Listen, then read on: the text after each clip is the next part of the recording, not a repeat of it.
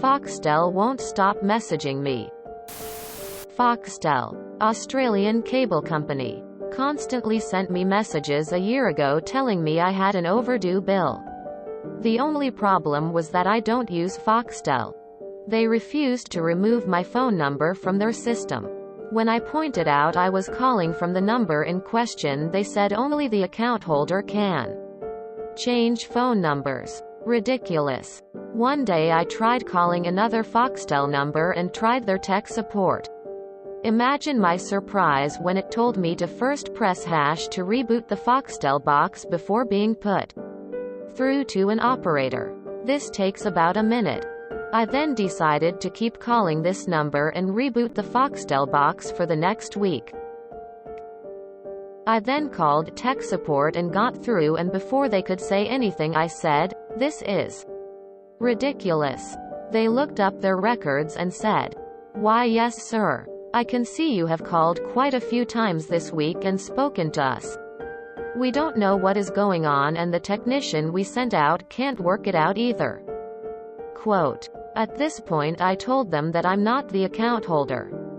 They wouldn't update my number and that I would continue interrupting service till they removed the number. They then called the alternative number, verified my number was not the customer's number, called me back and told me they had fixed the issue. I had a new work phone number that used to belong to someone who kept being regularly referred to debt collectors. I started by explaining and asking the collection agencies to remove my number. But they wouldn't. So I did some digging into privacy laws. Turns out it was a major breach of this person's privacy to be calling a third party, me, with information regarding their overdue debts and their referral to debt collectors. A breach for which the company could face significant fines. They fixed it pretty quickly after that. My current work cell phone has this issue. I've had it now for over a year and a half, and I still get phone calls and text messages for the previous owner. The funny thing is, in one group text, someone put her new number in there, so I reached out to her. We actually had a conversation. I forward the important things to her lol. Between her and her cousin, they have slowly changed their number in various systems, so it hasn't been quite as bad in the past several months. When I first moved to the Pittsburgh area in 2000, I set up my landline. I started getting collection calls almost immediately for Blockbuster, a pool service, and a mortgage company. Seems that another woman in a town 20 miles from me had the exact same name and even the same middle initial. I would give them the last 4 numbers of my SSN. Surprise! They didn't match their records. She even made the news for trashing a limo going to a concert. Took months and threats of legal action to get them to stop. Tracy isn't a common name, but there were 3 of us on my high school drill team. Seems there was a popular song called Tracy back in the 60s. My fav was a debt collector looking for my ex. Told them if they could find him, let me know because he was in contempt of court. I never got a call back.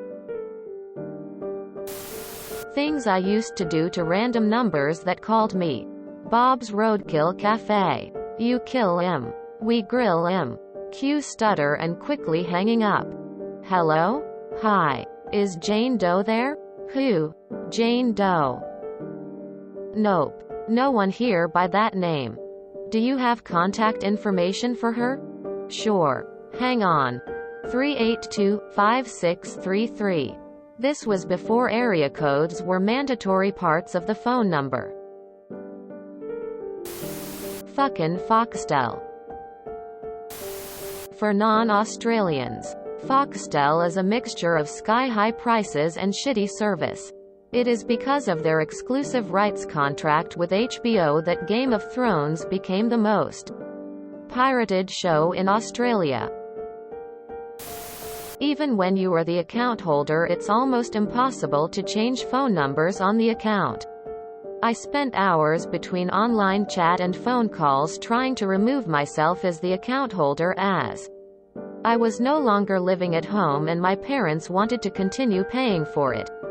Constantly told that it was all done, but my parents could never access the account for anything meaningful. Finally got rid of Foxtel a few months ago. They try really hard to keep you. I had an ISP company call me continuously looking for payment when I had changed my phone number.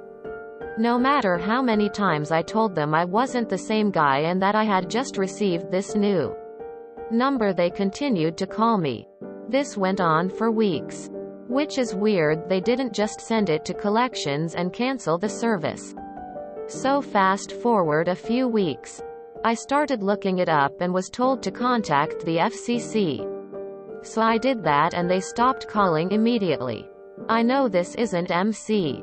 But for someone on the US, this may be a good way to handle this if you have a similar problem.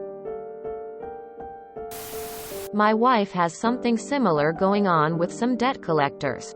Seems something picked up on her number being real and about every other year signs up for something with her phone number, then doesn't pay the bill. It goes to collections and they come calling her and giving out way too much personal info. Each time my wife explains that they're giving out personal info to not the right person and she has no idea who this is.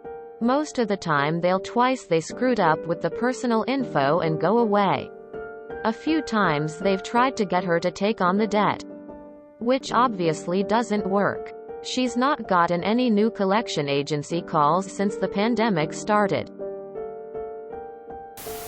Brilliant, hands clapping, hands clapping, hands clapping.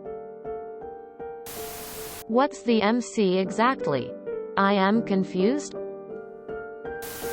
My oldest son had the issue of collectors and possible drug seekers when my mom and I got him a new phone with a new number. He was younger then. Handles it mostly himself now.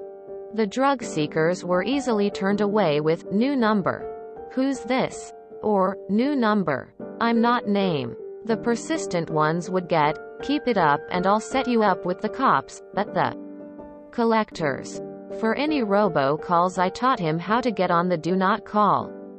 But as for the collectors, some got downright nasty. At that point he'd ask for help and I'd say, you are calling a minor. Put us on your do not call. Quote. Works every time. I haven't had to pull by laws yet. I don't understand about rebooting the Foxtel box. I thought you weren't a customer.